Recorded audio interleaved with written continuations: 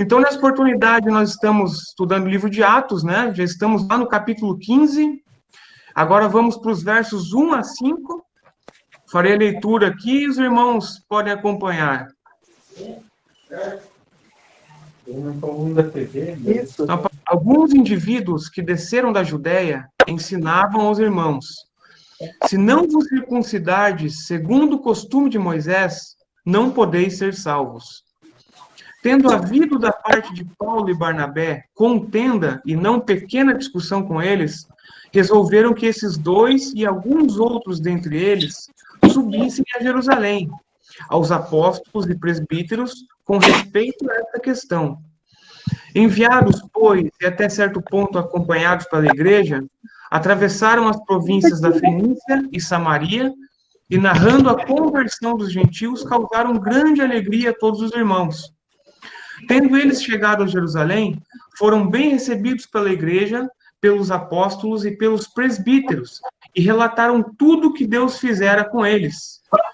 Insurgiram-se, entretanto, alguns da seita dos fariseus que haviam crido, dizendo: é necessário circuncidá-los e determinar-lhes que observem a lei de Moisés. Só para confirmar, os irmãos estão conseguindo me ouvir claramente? Está tranquilo? Sim. Maravilha. Então tá.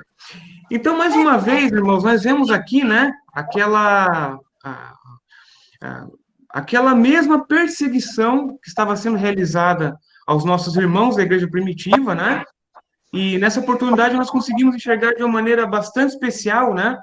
Não somente aqui nos versos 1 a 5, mas principalmente nos próximos versos aí, né, deste capítulo, essa ideia dos cristãos judaizantes, tentando trazer aquelas práticas do judaísmo, né, para dentro da igreja de Cristo. Obviamente, no contexto deles, isso é uma coisa que era, de certa forma, inevitável, né? A gente estava num lapso temporal muito curto, mas embora isso possa parecer uma loucura, hoje em dia nós encontramos igrejas, encontramos irmãos que propagam esse tipo de coisa. Ou seja, pessoas que estão querendo aplicar a lei de Moisés em todos aqueles ritos e coisas bastante específicas, né? Hoje em dia. É só a gente dar uma olhada por aí, a gente encontra muitas igrejas utilizando, inclusive, ornamentos que eram típicos, né, da época, ou utilizando vestimentas, irmãs de véu dentro da igreja, ou então arcas da aliança. Nós vemos muito isso nas igrejas neopentecostais, né? Você vê aquela arca da aliança representando uma prosperidade, representando uma comunhão com Deus, né? Mas nós, crentes, nós sabemos que a mensagem de Cristo, ela é uma mensagem que ela não foi pregada somente para aquele momento histórico, né? A mensagem de Cristo, ela, na verdade, ela vem sendo pregada desde Gênesis. Quando a gente olha as Escrituras, desde o início, quando o homem cai, nós vemos que há a promessa de um Salvador. Então, todas as Escrituras, elas apontam para esse Salvador, e isso se cumpre no Novo Testamento, né? E essas pessoas continuam teimando, né? Acerca daquilo que Cristo ensinou, né? Então, é muito difícil, essa resistência é muito grande, né? Anteriormente, em Atos, nós vimos que o alvo principal era a questão da raça, ser gentil ou ser, né, de Israel. Isso tudo representava um problema muito grande para entender que essas pessoas, elas também eram crentes, também estavam sendo salvos, né? Então, de uma maneira muito geral, era como se aquele poder maravilhoso do Espírito Santo que estava agindo no meio daquele povo, isso havia sido oportunizado por conta do sacrifício de Cristo especificamente, é como se tudo isso fosse colocado dentro de uma caixa, como se o homem quisesse dizer: não, isso aqui está certo, isso aqui não está certo, né? Aquilo que foge do meu controle ou do meu entendimento, dentro desse âmbito da religiosidade que essas pessoas tinham, tudo isso estava errado. Então, nós vemos aqui, de uma maneira muito enfática, né? Estes homens estavam buscando perverter aquilo que os missionários estavam ensinando, né? E é interessante vermos aqui no verso 1, por exemplo, de uma maneira até ameaçadora, né? Falando, se não vos circuncidardes, não podeis ser salvos, né? O tema da vez aqui é a circuncisão. Nós não vamos entrar profundamente nele aqui, não somente pelo tempo, mas porque nos próximos versos isso vai ser exposto, né? Esse assunto vai ser debatido dentro dessa narrativa, né? Mas basta nós olharmos e entendermos que, neste momento em específico, a circuncisão havia se tornado um problema para que estes homens, pelo qual estes homens estavam tentando derrubar aquilo que os missionários ali estavam dizendo. Paulo e Barnabé, é mostrado aqui no verso 2, eles entravam em contenda. Inclusive, a palavra ali apresenta, né, contenda, é muito mais do que uma discordância, algo pequeno, né? Mas realmente nos mostra uma discórdia muito grande, um desentendimento direto e profundo com essas pessoas, né? E aqui fica o primeiro grande ponto, eu acho, da nossa reflexão de hoje, né? Que é o fato de que a verdade de Deus, ela é uma só. Ela é uma, obviamente, ela é múltipla, ela se mostra de diversas maneiras, mas ela é harmônica, né? As escrituras em si, um dos princípios do estudo das escrituras, da teologia, de uma maneira geral, é que a Bíblia, ela é inerrante, que ela é a própria palavra de Deus, que ela é harmônica entre si, né? Se há, de fato, algum trecho das escrituras que nos parece ser divergente em relação a algum outro trecho dela mesma, isso se dá por conta da nossa limitada compreensão das coisas, né? Mas, de fato, há uma harmonia presente nas Escrituras, então nós cremos que a palavra de Deus é a verdade, né? E a verdade, ela deve ser defendida.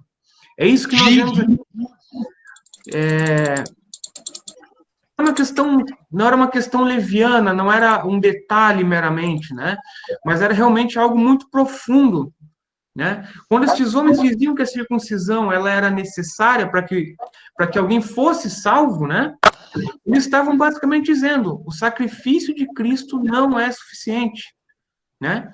Então, o sacrifício de Cristo era importante, mas não era o suficiente.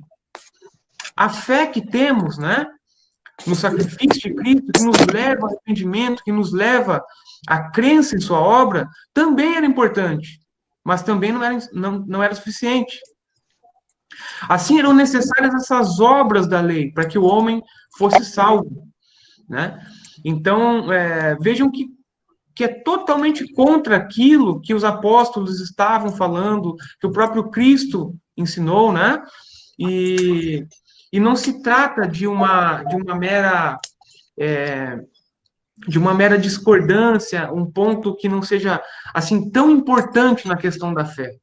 Mas isso é uma doutrina basilar. É algo que realmente, sem um completo entendimento disso, sem um esclarecimento profundo acerca dessas questões, toda a nossa fé está equivocada, né? Então, quando a gente fala que algumas doutrinas são fundamentais para que entendamos essa vida com Deus, né? E para que entendamos o próprio Deus, é como se estivéssemos falando que isso é o sustentáculo, né, de um edifício. E que esse edifício ele é construído todo acima disso e ele simplesmente vem abaixo se nós não temos isso firmado, se as nossas verdades não são assim tão conhecidas mesmos, né? Então, o primeiro ponto a notarmos é isso: aqueles homens defenderam verdadeiramente aquilo que era a verdade de Deus, né? Que era a verdade que havia sido pregada por Cristo, que estava sendo pregada pelos apóstolos.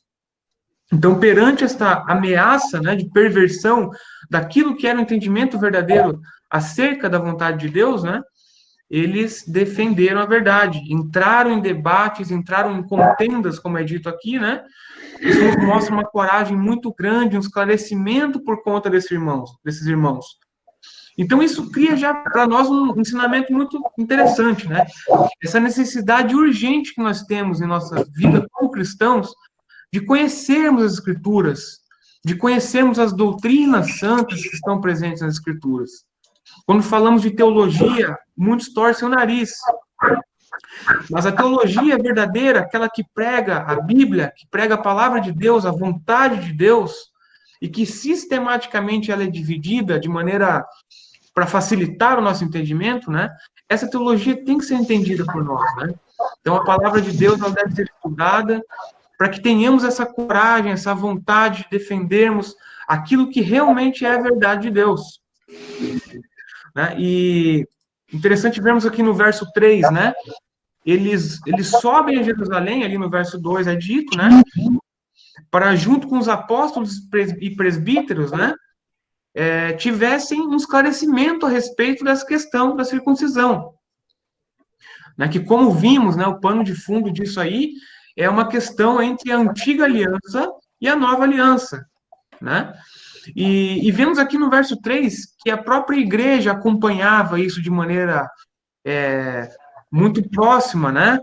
Até certo ponto acompanhados pela igreja, dito no verso 3, né? Eles foram até Jerusalém para conversar acerca disso, né? E nesse caminho foram conversando, foram dizendo, contando acerca das alegrias, né? Na conversão dos gentios. Né? Então, aquela obra que estava sendo apontada como sendo algo equivocado por conta daqueles cristãos judaizantes, né? É motivo de alegria para o crente verdadeiro. Aqueles gentios se convertendo, isso realmente trazia alegria ao povo, porque eles entendiam qual que era a necessidade humana. Eles sabiam que todo homem, seja gentil ou não, estava condenado à morte, mas que a obra de Cristo proporcionava que a salvação atingisse a todos eles.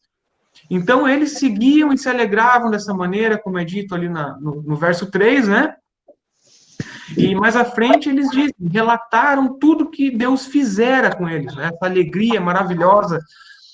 Então nós vemos que eles reafirmavam aquelas verdades que eram verdades centrais, doutrinas que realmente formavam todo esse sistema de crença da igreja primitiva, algo que nós herdamos, que é uma herança até hoje, né? E defendiam isso de maneira muito enfática.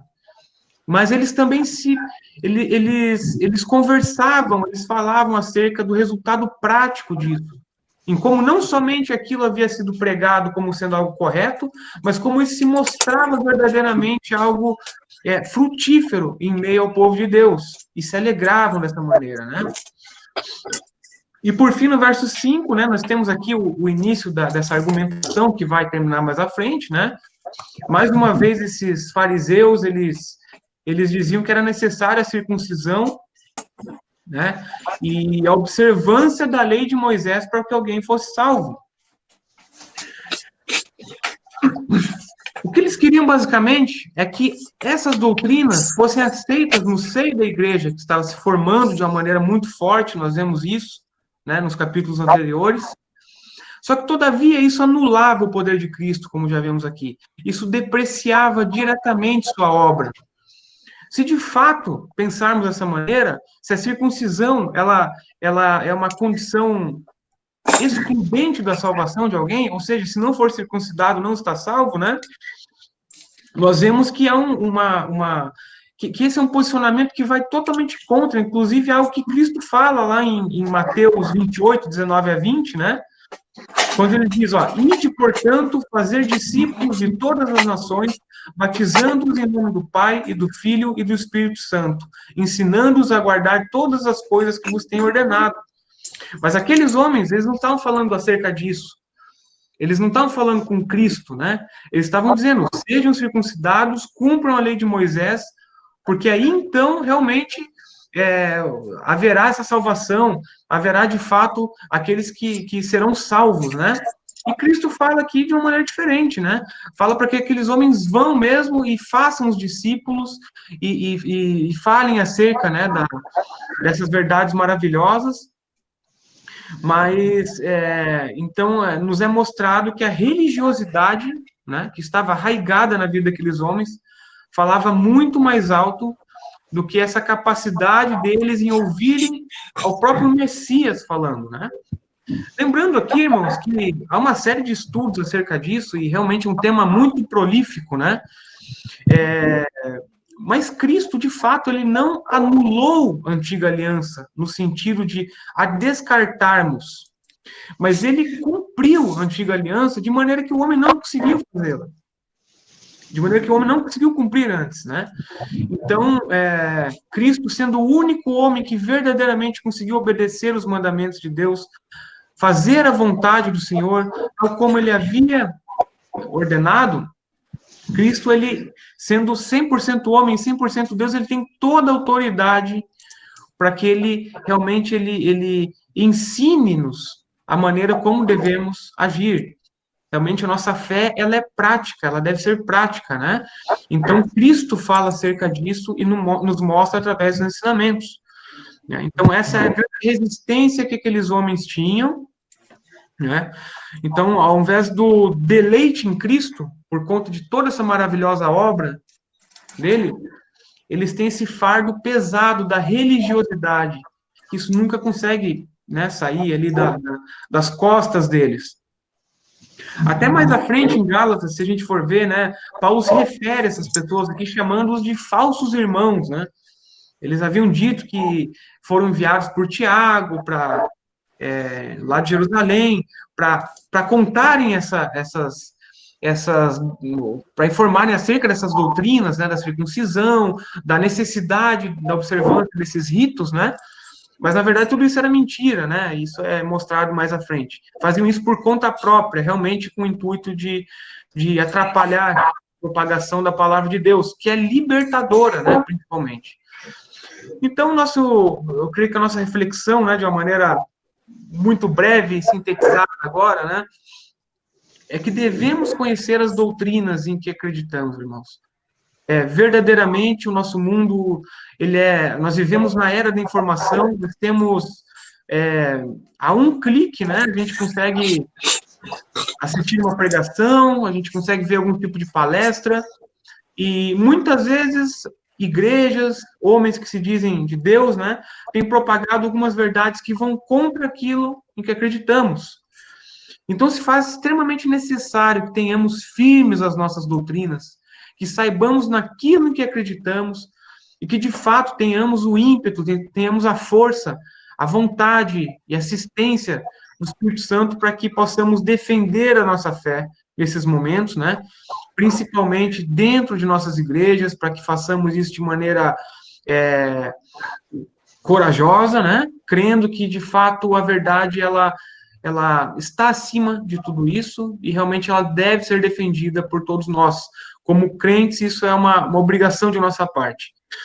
Creio que essa nossa reflexão para este momento, termos essa coragem, termos o esclarecimento acerca daquilo em que cremos, né? E nos inspirarmos nesses irmãos aí, tanto para agirmos como eles agiram, e também para não cairmos nessas ciladas que muitas vezes são muito tentadoras, né?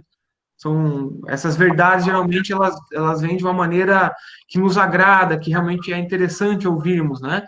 Então, que tenhamos esse esclarecimento e, pela graça de Deus, sejamos fortes em nossa fé e esclarecidos acerca da palavra do Senhor.